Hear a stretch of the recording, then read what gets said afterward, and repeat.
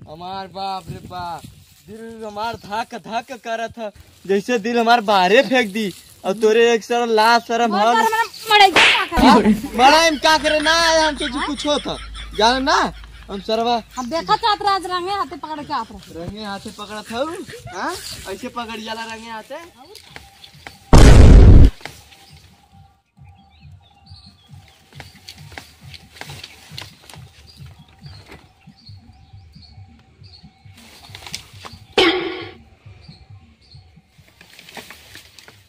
अरे बाप रे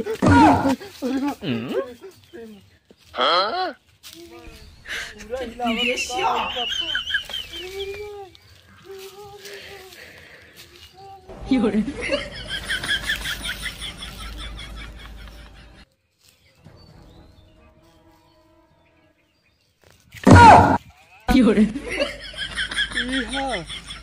पीछे से खुदिया था।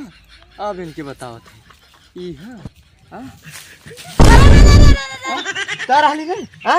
हम तब कहा पूरा मड़ाई कैसे कैसे मड़ाई कहाँ खुलखुलात रहा गाय हमार फाटा था यहाँ हम झाका थी पूरा आग के बन रहे हैं तो वहाँ से हिलावत है ऐसे ऐसे कहीं हिलावत है गाय ना फाटा था हमार तोरे लाशरम हो रे पिछवा कहाँ गया थी हरे इतना गाड़ फाटा था वहाँ भाग के खड़ा अब जब देखा तो वहाँ छुप के यहाँ आवत धीरे धीरे ताका है तारे तनखो लाशरम है तनखो बुद्धि है गाड़ फाड़ गिल हमार जल्दी की ना तार फाड़ के भाग भाग हमार हवाई चली गाड़ी के मजा आई भाग खड़ा होते और तो एक शर्म ना हरे कि का बीतत था हिलावत हो जाए के ऐसे ऐसे हिलावत हो अरे हम तो चिकनो कुछ करत रे जानी ना अब तो पीछे से हिलावत बाई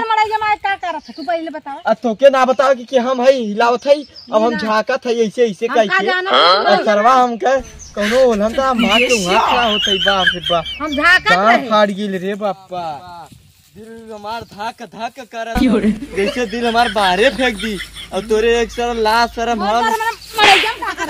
मरा का करे ना आया हम सोची कुछ होता जानो ना हम सरवा अब देखा चाहत राज रंगे हाथे पकड़ के आप रंगे हाथे पकड़ा था हां ऐसे पकड़ जाला रंगे हाथे और का गाड़ फाड़